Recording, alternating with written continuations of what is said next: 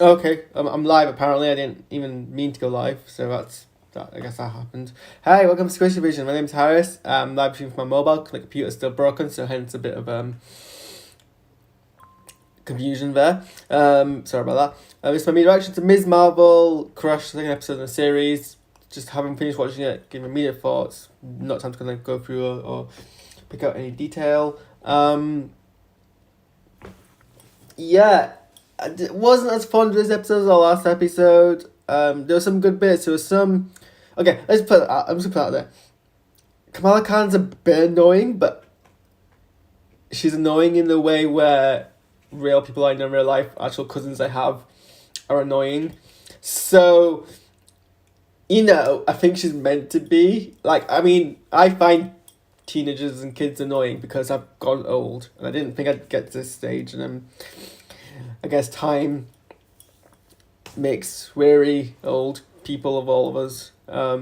So that's a me problem. I just find teenagers really annoying for the most part. And so Kamala's annoying, but she's realistic in that sense. That's how I expect someone of her age to act. So it's not criticism. It's just she makes her skin crawl in a way which I think is probably accurate.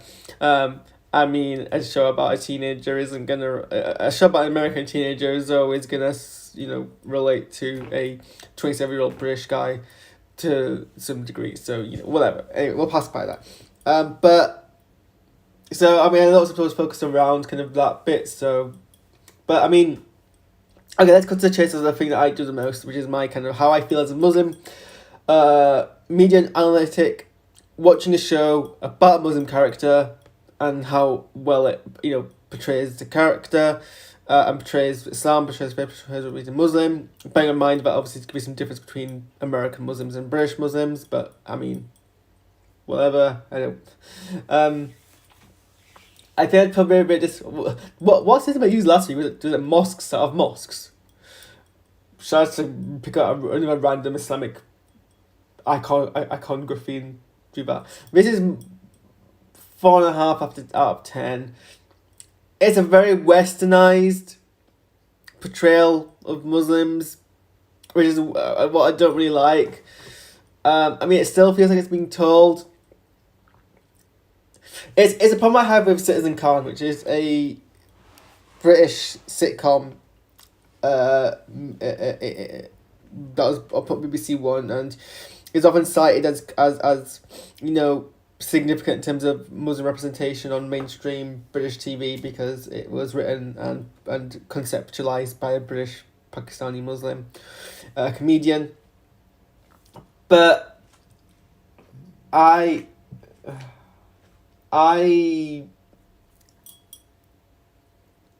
was swept away with the whole yay Muslim representation on mainstream TV when I was younger, and then I kind of soon after thought about it a bit more. I was like, a lot of the kind of what we see is basically Western humour with a British Pakistani Muslim skin on top of it, but it's still a lot of blue humour, which very westernized blue humour kind of deal. Some things were generally Pakistani humour that was great, but a lot of it wasn't. And I think this is what happened in this episode. A lot of things here that were designed first for most to relate to a wide, broad, but Western audience, and then the Pakistan elements. But the difficulty is, I don't know. None of it is blatantly unrealistic or blatantly kind of poor, I guess, in that sense. For one starters, I don't know really what it's like to be a American Pakistani Muslim. Maybe, by which I mean in Britain, I know what we're like, but the British are to some degrees much more reserved, I guess. I always find Americans tend to be much more animated. I'm talking not only in terms of Pakistani Americans, Pakistani British. I know some Americans and they tend to be quite more animated than us Brits do.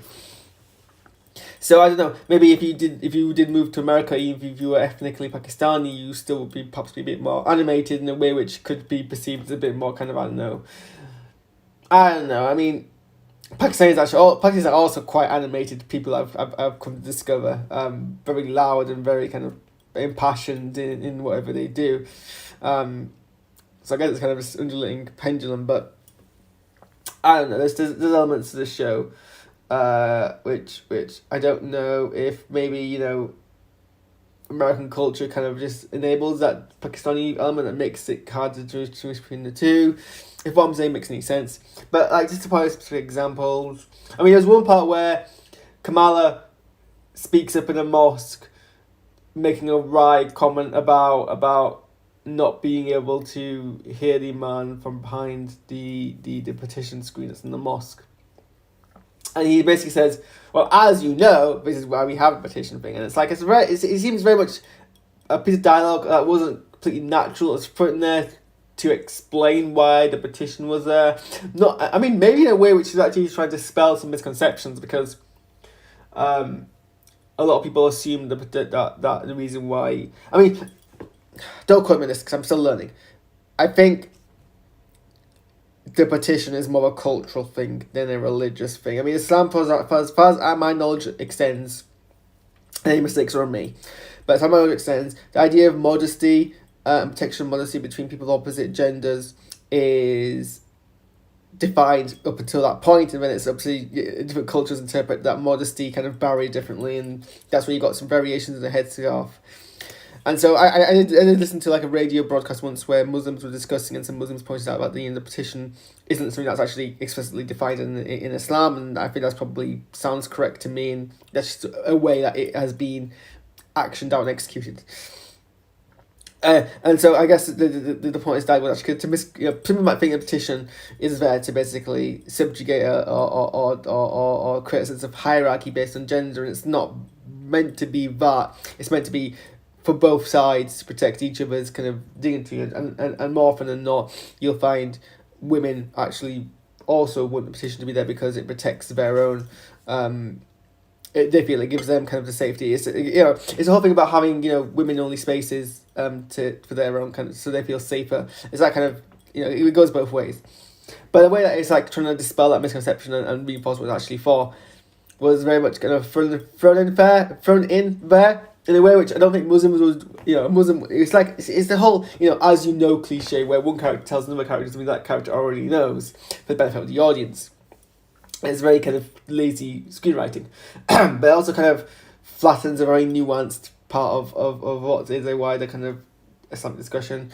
The whole, I don't know really how mosque politics works in Britain or in America. Frankly, I don't care, because I don't care much for politics, less politics mixing in with religion in the way that it does here. But I don't think you campaign... They're campaigning for a board member of a mosque the same way you would run for a sabbatical position at a student union. I don't think it's the same thing. I don't think you'd wear a plaster in your face on posters, especially because, culturally, Muslims, Pakistanis, South Asians, where we don't have this same kind of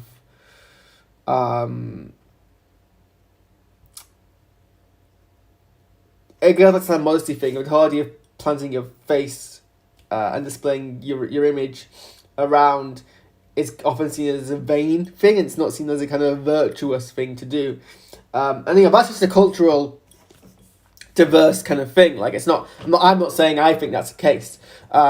I think as someone who's been brought up in South Asian and Muslim household, I'm less inclined to put up.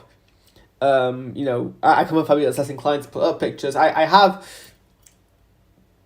limited pictures around my flat to have some pictures of myself. I don't actually display them either. I keep them in kind of covers and stuff. The only photos I have up are ones where it's not just me, it's other people, or it's some kind of context around it. So I don't think but even then, you don't conflate the whole running for a student officer position with running for university, running for a mosque board thing. I don't like how they made a joke about being a pious at the expense of being a pious Muslim. I can't see. I don't know. It's hard because the thing about this is that there are Muslims like this, so there is an accurate depiction of what some Muslims are like, and some of the humor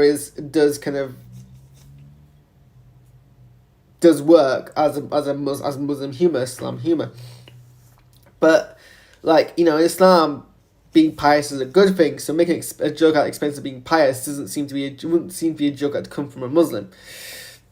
If you're not pious, you probably still would hold the belief that pious is something you should aspire to, and so it's not something. Whereas, I guess in other demographics, perhaps there's less of that kind of sensitivity around it, I want to say. I don't know, but then there's also people who do make jokes about, I guess. It's weird. It's difficult. It's. Are you making a joke about someone being pious? Or are you making a joke about someone's behavior in a way which is similar to being like you make a joke about someone who is like who acts like a very diligent Muslim, but it's for different reasons, or making a joke at the expense of someone who has like only decided to like be pious because they're getting married, and that kind of all checks out. It's when you make jokes for someone being pious, and it's just that I don't know if I explain myself well. It makes sense to me. I don't know if it really makes sense to I don't know if it really makes sense to someone who isn't kind of from my background, but I just feel like the joke about making an expense out of people with pious faith works better in a Western kind of less what's the word I can't remember the word now, but yeah, and then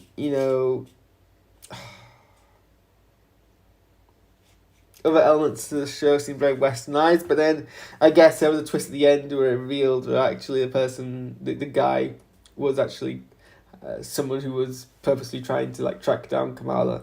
I don't know. I feel the problem isn't that this is unrealistic and that there aren't Muslims who act like this. Like, okay, I'm not gonna say I mean, I'm a child literally of multiple backgrounds. I'm ethnically Pakistani. I'm a Muslim, and I practice to be Muslim as hard as I can.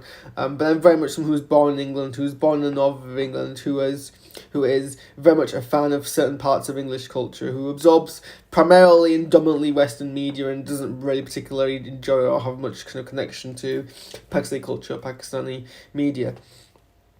And so, a lot of people describe me as quite a westernized person, which I reject because it's not an identity that I feel comfortable with. But some people would call me that. So I'm not gonna say these aren't. I know people who I know people who would go to mosques and play on their phones, and I know people who would, act, who I mean, I find it hard to believe that a Pakistani immigrant to America would directly have this much kind of care about Western culture. I don't know. My parents do, who are the same generation as Kamala's parents, have particularly strong or invested connection to Western culture, whereas my generation do.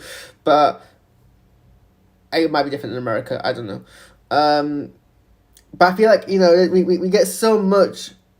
Whenever a Muslim is portrayed on screen, there always is a westernized version. And it's never that kind of balance that I think I identify with, which is someone who it hasn't quite got to a stage yet of being, I reject my background and I find liberation in the Western culture thing, and I'm glad they haven't got that far. That they've expressed any of the kind of... Also, weird thing. So her mother won't let her go to Avengers Con, which Kamala could, and I guess to her mother's defense, Kamala did a very bad job explaining it. But her mother won't let her go to Avengers Con, which is a convention. It's not technically, it's not what I identify as a party. It's not even, a high alcohol event, or a party or a musical event. It's just, it's a celebration of media and people. So she won't let her go to that, but she'll very happily let her go to a literal party, a literal pool party, where alcohol is being served. I mean, I'm not saying, I've been to those things. I don't particularly feel, or at least I tried. I used to go when I was a kid and I was lonely and I was trying to fit in. And I sometimes go now, but I go now more out of a sense of kind of hanging out with certain people. I mean, I did then as well. I don't go more more. I have less to prove, I guess, is my point.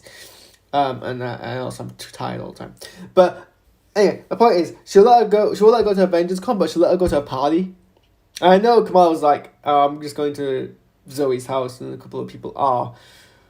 But that's exactly how I explained going to, not ironically, coincidentally, a friend of mine who was called Zoe's house for what was essentially a party. But it was a relatively chill party. Like, every party, every kind of thing I went to, I mean, it was New Year's Eve thing, and it was basically just hanging around the campfire, to be honest. It wasn't even that much. It wasn't like, it was a pretty chill thing. I'm just saying, just pretty discrepancy. Anyway, I've talked about what I don't like for this episode, and I feel like it's fallen. It went from what, an 8 to a 4. Hope it's just this episode and it'll peak back up. It seemed, you know, I didn't really, everything that was in this episode in terms of Islam just seemed to kind of just be thrown in there as if to remind us that this is a Muslim character, whereas in the previous episode it was much more connected. But I liked a bit of her learning her powers. That seemed kind of fun. Really love a good montage. Outside of the kind of Islamic representation, it was pretty okay kind of characterization. I do think the whole mouth thing, lip syncing to the song was a bit over the top, but you know, like I said, maybe this is just a I'm not a target audience for that scene kind of deal. What else?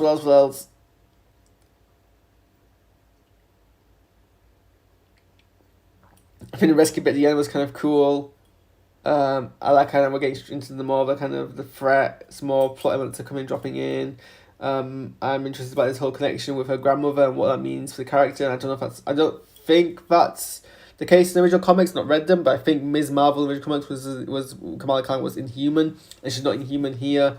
Although they do make a kind of reference to the power from within her, so maybe she is Inhuman, but making some connection with family. So hopefully we explore Pakistani culture a bit more, because it's been great to see them work more majority of Western media. Hopefully we do it right.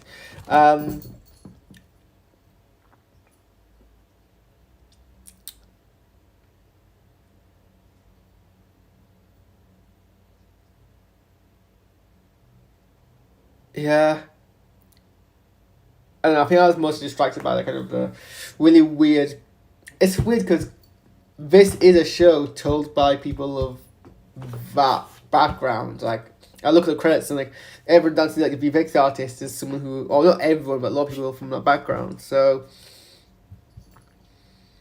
but I guess it's a difficulty. I guess it's a difficulty that if you're a